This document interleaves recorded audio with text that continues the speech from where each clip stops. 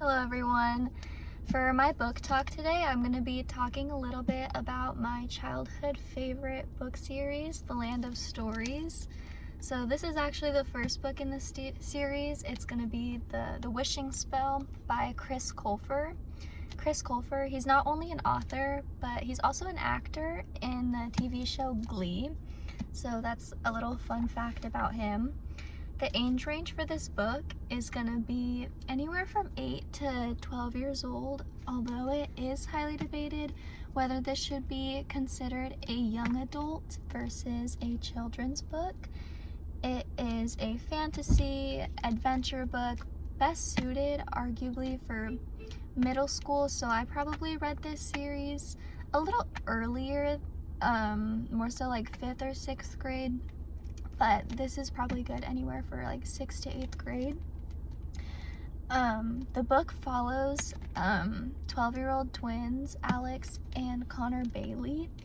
So through the book series, they're going on adventures through this book that was gifted to them by their grandmother.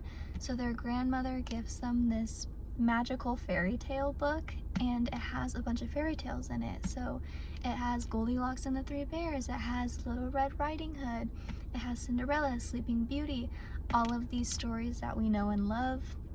But this book, they fall into it one day, and it's magical. They enter into the stories. So they go into this world. There's a map in the beginning of the book of all of the different kingdoms.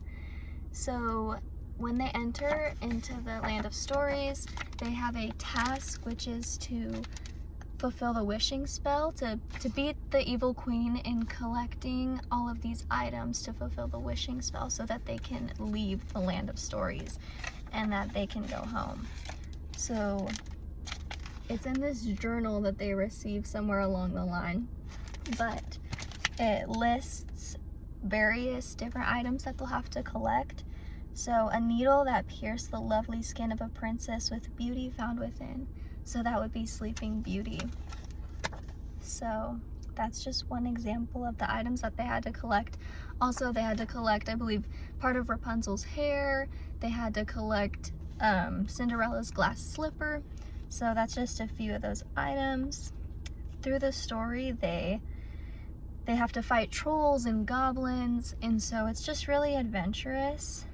And then towards the end of the story, they find out that their grandmother is the fairy godmother, which is also a pretty interesting plot twist.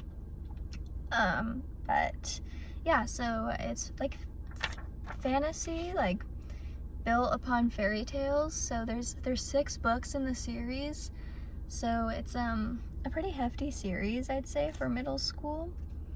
It received it was a #1 New York Times bestseller for 5 weeks, so it held a spot on that list. It didn't really receive any notable rewards, but I think that's just because it's a pop culture book. Then Barnes & Noble named it one of the best books of 2012. Some parents have some concerns. There's themes, so for example, their parents are dead, so there is some pretty dark themes in a way, in that sense. They also endure a lot of bullying when they're at school in the beginning of the book, even from their own teacher. There's some just like emotional abuse. I think in the later books they introduced some LGBT characters, so that was also highly debated amongst parents if that was appropriate to have in there.